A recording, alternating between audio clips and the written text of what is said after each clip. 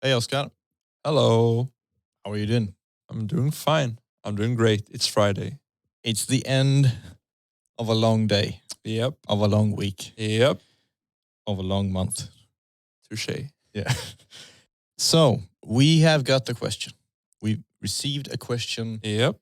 from an anonymous questioner. I can never guess who it is. Yeah. Well, anyway, if anyone has a question they would like us to answer, they can send it to us however you want. Yeah, do we have like a comment section anywhere? We don't. I don't think we have a comment section. We do have an email address, actually. It's That's podcast at distancify.com. Perfect. Yep. Go there, send us questions. And we'll answer them. Now, this question is not too technical per se, but I think it requires some technical people to answer it properly. Right? Yeah. Do you want to hear it? Why did I say right? All right. So here's the question. In the past, school was needed to create people that could function in a factory. Focus was on uniformity and mass production. We needed people and we needed a lot of them. These days, businesses need programmers. So the school system has started mass producing them. The process is the same, focusing on uniformity and basic practical skill. What's your take on this? Oof, that's a tough question. It's a big question.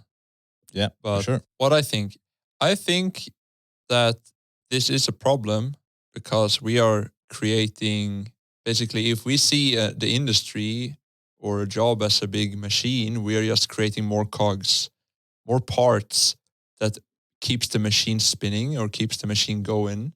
Yeah. But they do not really improve the machine or make the machine better in any extent other than keeping it alive, so to speak, or keeping it going.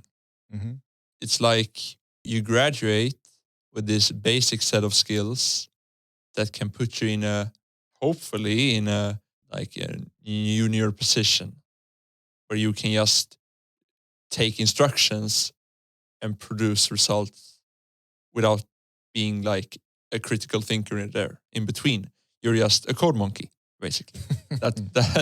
That's what we produce, right? Yeah. I remember we had, when I went to school, we had a bit of theory, but there was not a lot of theory in the web development branch of studies. It was mainly just the real basics in sort of theory. Yeah, but this is interesting because you have kind of experienced this firsthand. Yeah. Like your education, the formal education was very focused on learning the practical skills so you can get a job. Right. Basically, right? Yeah. And as you said, I have direct experience to it. I also believe that you have secondhand experience from hiring me. So you got to realize the skill set that a fresh graduated student has. Yeah. For good and bad. But yeah, going back to the question, what was actually the question? Well, the question isn't really like you can't just answer it with a correct or incorrect. It's like, what is your view on basically the fact that this is right? I think everybody can agree that this is happening. Mm-hmm. It's like I think everybody has the same. Everybody sees the same thing, but it's interesting. Like this is in one way, it's kind of like a political question, right? Like, how are we going to produce, the workforce that is going to uphold society in this particular area? Right. And you can, with all political debates, there are also always two sides, and I think we can lay out the sides as I have identified them. So on one hand, you see people who have this sort of traditional view of the world and kind of like, of course, we just need more programmers and everything will be good, right? Yeah. And then you have sort of the opposition to that is more like, why are we producing these, code monkeys? We need grand architectures. Right. And now I will tell you why both are wrong. Okay, go.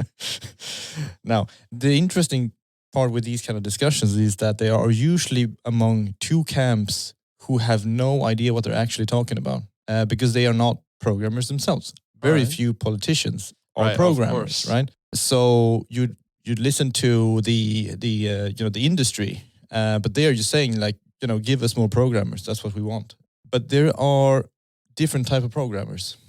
You brought up the junior versus senior, right? And that is the sort of one-dimensional view that a lot of people have. Like, okay, you're gonna become a programmer. Okay, you start out as a junior programmer or developer, and then you become senior, and then you're good, and that's it, right? It is not like that. Of course. You're, as a developer, you're not a one-dimensional sort of like, trip to seniority. Of course, like putting aside the fact that you could specialize within different, fields, there are also different type of people. So I used to call them, I don't know if there is good terminology for this, so I made up my own. I call them platform developers and application developers. In both cases, you can be a junior or a senior, but there's a huge difference in the mentality of the two groups. Now, the interesting part is when you look at the political debate is that one side is actually talking about the platform developers and the other side is talking about application developers, and then they can't agree on what they think is just one type of developer. Right. And that is kind of where it becomes a little bit interesting. So I see this difference between, we need a lot of application developers to simply build the things that people need and businesses need. And that's probably the type of person that the school system is optimized for creating. But the difference between a platform developer and an application developer, in my view, is it's not a question of competence. It's not that, but I think it can look like that. So, let's go back to the practical differences. An application developer is someone who applies technology to solve an actual person's problem. A platform developer is more the type of developer that builds the very fabric of which the application developer then sort of uses to create an applied solution. Right. You can draw some, parallels like the difference between researchers and entrepreneurs, right? So you have researchers who make discoveries, but then you have entrepreneurs who take that discovery and makes it into, a product or something that can be actually of use to someone. And you need different type of people for that. And it's the same thing with developers. So when you say we need these really, really smart people to, figure out these problems that humanity face, and then you look at the school and say, yeah, they're not coming from there. Yeah. What you're saying is we need platform developers. And if we look at the school system, they're not geared toward producing them. But on the other hand, you also need application developers. And I think the school is doing a pretty good job actually to produce that. It's just that, the difference is more about the individual itself. So I don't think it is actually the schools, like they're not in a position to even, I don't see school changing in a way that, okay, now we take all of these people who are, destined to become application developers and now we make them into platform developers. Because if you want to be a platform developer, you have to have a different mind. You have to have almost like an artistic mind. The code that you write is, is a painting that you produce. And you have to have an obsessive mind. Like you have to obsess over all the minute little details. Because if you're building a platform for other people to stand on, every little tiny design decision you make will have a huge impact on, take Linux, for example. A piece of software that basically powers the whole world. Big parts of to a very large extent. Like imagine, one of those design decisions to have been completely different from the very early, beginning. We would have a different world right now. Of course, you can go back and you can make changes, but you have to obsess over those decisions in order to be able to create something that will work and continue to work and prove itself over and over and over again. Yeah. And that is not something that you can teach someone. That is something that has to come from some intrinsic drive within the person itself. Just like you cannot teach someone to, paint like Da Vinci. You can teach someone the technique, but you can never guarantee that you will end up with a Da Vinci in the end. And that's the kind of person, kind of mindset you need. And you often find these people are multi-talented. But they are rare to find as well. Extremely rare. Yeah. And school has nothing to do with it. You can build the best school, the worst school. They are going to come either way. Right. So if you're looking at school to produce platform developers, you're looking in the wrong place. A lot of times, actually, when you find these people, school can become almost, come in the way. Because they have so much inner drive that all you need to do is just get out of the way and things will, develop itself. Provide them the right tools. Yeah, give them the opportunity, but don't try to be, you don't need to lift them from above. You just need to create something for them to stand on and just let them go. Yeah. And, but you can do that with the kind of, let's say, regular person who would be, perfectly suited to become an application developer. Right. Where it's like, most people go to work so that they can be off in the weekend. What I call a platform developer works all the time. It's just, they cannot stop working. Starting to sound like yourself. It's, my point is, you cannot basically mass produce. You can't mass produce them. And there's no way you can change the school to create more of them. They're just there and that's it. Be happy about it. And, but then we can talk. So we can almost take them out of the question. They're not even, if we're talking about the school system, we just not like, okay, these guys or girls, they would do their thing, Now let's look at the school system. Okay, let's produce application developers because we need them. We need a lot of them. There's a lot of software to be built. What do you think about this idea? I got this thought while you were talking that, as you say, we need a lot of application developers. Yeah. Right? And if Sweden or our country or the school near you or like that is not going to produce them, where do we find them? Well, we will outsource them, right? Yeah. And I think that is a problem too, like when the country itself looks at, okay, what do we create here? What is the future of our generation becoming? And we see, we have no developers from Sweden, like let's say from here. So, okay, we're running low on this. Maybe we should put more effort into creating like education branches to create these jobs or create these workers for tomorrow, right? Yeah. Because maybe they see that, wait, so many companies are outsourcing from all these other countries because we don't have the people here. We don't have enough developers or something like that. Yeah. Do you think that is a possible cause, maybe not cause, but minor part into all this? So you mean like the reason that the schools are creating the application developer in such high supply is because we have had a demand for it and it's often been taken from outside the country? Yeah, obviously it's like, it's not that outsourcing per se causes some sort of panic, I think, but it's the challenge with this whole, with the system itself is if you're building a system where you're mass producing something, it's very hard to personalize. Yeah, sure. Tailor it for specific needs. They usually go against each other. Yeah. You want to strike that balance where you have, but it's a very delicate situation because it's very easy to overproduce because you have a lot of momentum as well. It's like it takes takes a long time to get up to speed and start producing these, people.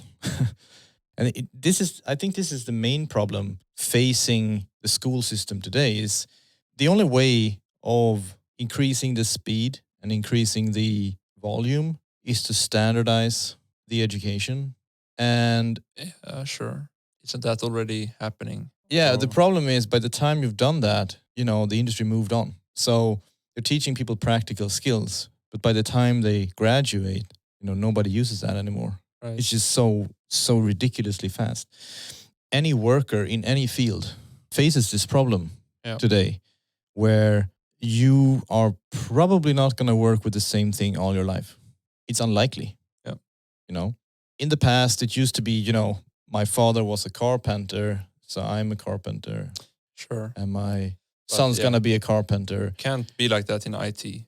No, but then you came from, and for the last 200 years or 100 years, it would be like my father was a farmer, but I work in a factory, and then you work in a factory all your life, and your son works in a factory all his life, and now we've come to the point where the sort of technological generation is less than one lifespan. Mm. So maybe you start out as a farmer, and then you turn into a factory worker, and by the time you retire, you're something else.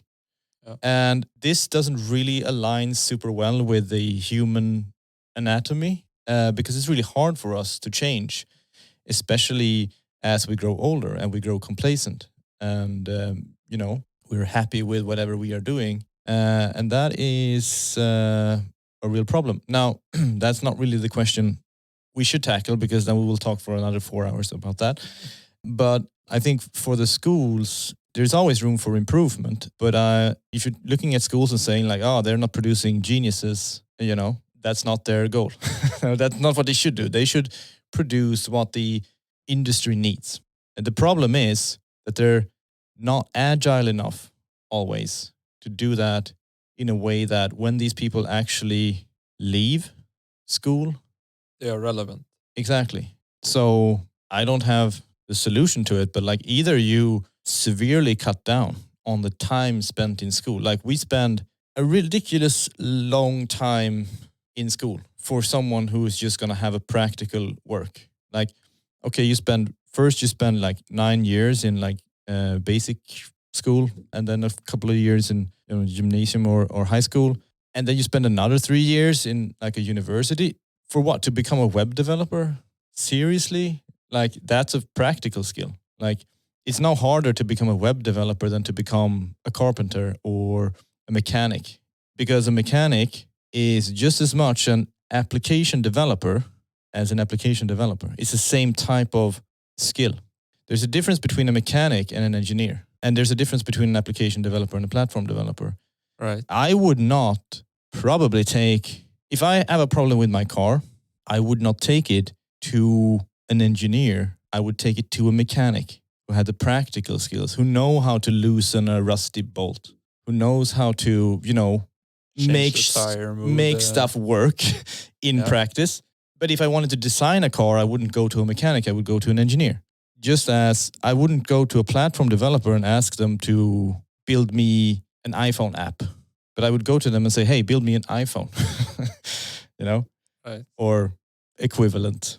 And that's a good comparison of what the different types are. And the problem is, if you told someone like, okay, let's say you have a 6-year-old, you're talking to a 6-year-old, and you're like, okay, you want to become a mechanic? Sure. Yeah. Just have to study for 15 years, and then you can become a mechanic. Then Right. you will know. Like that doesn't make any sense. If we are going to have people that have to relearn new skills all throughout their career, why do we spend the first 25 years of a human's life studying, and then like you don't do any more studying until you're like 65 or like until you retire? So like, why not mix it up a little? Maybe, you need to get the basic skills. You need to know, how society works. But then you should probably practice something useful. Right. And then maybe you come back and learn some more, or do it at this, on the side. People talking about, we should do, their experiments with like 4-day work weeks. Okay, let's do 4-day work week. What are you gonna do with an extra day? Are you gonna, sleep on the couch, or are you actually gonna use that for something useful? I mean, we as developers are so used to continuously educate ourselves that I would say an average developer probably already have a 2 or 3-day work week. And then we should at least spend 2.5 days just educating ourselves every week. Right. That will make you more effective. Yeah. It's not that you need more rest. And also about all these years that you spend to then become something very simple.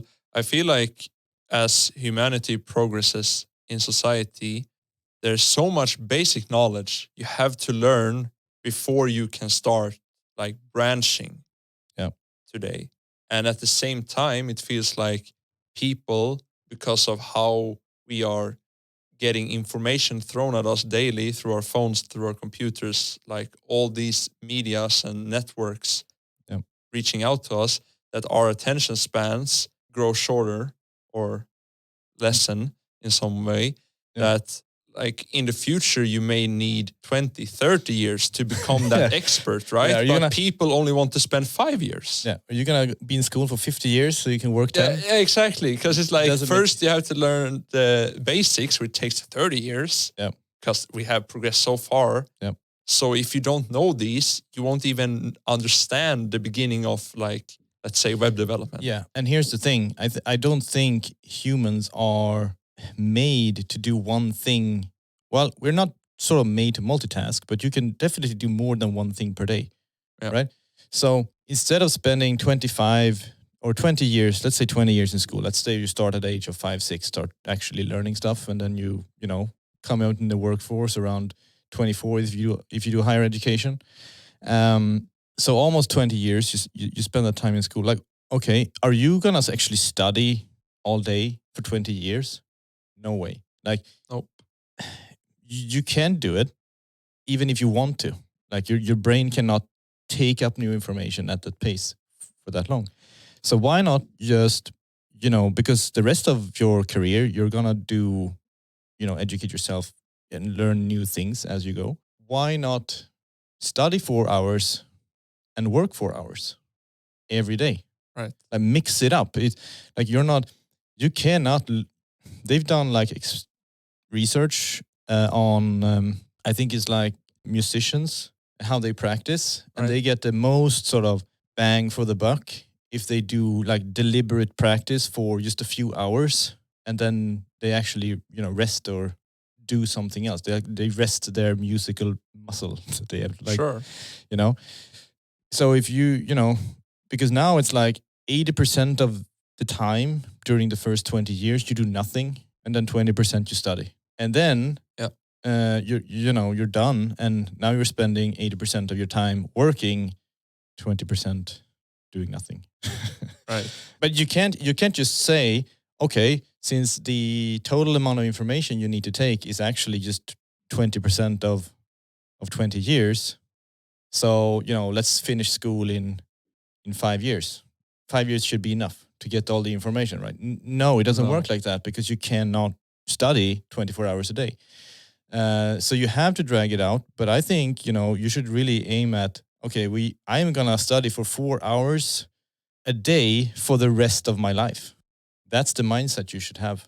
And it doesn't, like, you can work 8 hours, study 4, especially for the first few years. Right. Until you have too many responsibilities. That's why I think that universities should have or spend or make a greater effort into getting the people out in the industry somehow before they are done. Yeah. Because I think there are a lot of students out there who choose a branch without really knowing what they want to do, because they have to make a choice, but they don't know if they made the right choice. And you don't really understand if you love the job before you have it, right? Yeah. Only reading the theory about programming won't make you understand if you will like doing this for the rest of your life, right? Yeah. And as we are talking about it as well, just working continuously, coding nonstop for 8 hours that isn't fun. Like you will run out of energy before that. Yeah. But if you mix it up, and it's the same also, like reading documentation for 8 hours isn't like something you want to do either. You Yeah. want to Sitting down for 8 hours isn't fun. Watching TV for 8 hours isn't fun. exactly. Browsing Instagram for 8 hours isn't fun. Like we are not meant to do the same thing for an extended period of time. We are meant to switch between tasks at a reasonable pace. Yeah. You can go overboard and you can do 1 second of everything, which is multitasking, and then you become exhausted from that alone. But doing something for an hour or half an hour, and then do something else, take a break, clear your mind. That is how how your body is meant to function. I can run for 8 hours in a day, but I can't run for 8 hours without stopping. Right. I have to take a lot of breaks. So you have to adjust your routines to suit your body. Your body has cycles, daily cycles, monthly cycles. Learn how your body works, and will help you achieve a lot more. Absolutely. All right. Yeah, that was. I think we I don't covered know. a lot. Yeah, A lot around that question. That was our take on that question. Now we probably raised more questions that we answered. As usual. Yeah, but that's what we're gonna say for today on that. However, or Wait. did you have more? Nah, I did not have more. Right. Good. Because I also have a question sent in to us. Okay. And buckle up for this one. Okay. Okay, so the question Gonna is, ruin this episode. Yeah. and I'll let you answer first, okay? Is Why? it a trick question? Sorry? Is it a trick question? No. Why is YouTube Music so much better than Spotify? Sent in by our dear colleague, Lindblom. Yeah. So we have an internal dispute at the company. Yep. Which is now leaking into the public. I'm not part of it.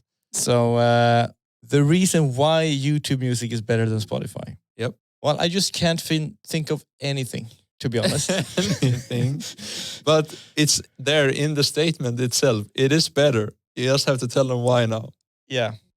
I guess you can watch music videos if you want. That's great. Yeah. So if you want to listen to music with all of your senses and not be able to do anything else while you're listening to music, YouTube Music is definitely your choice. All right. Yeah.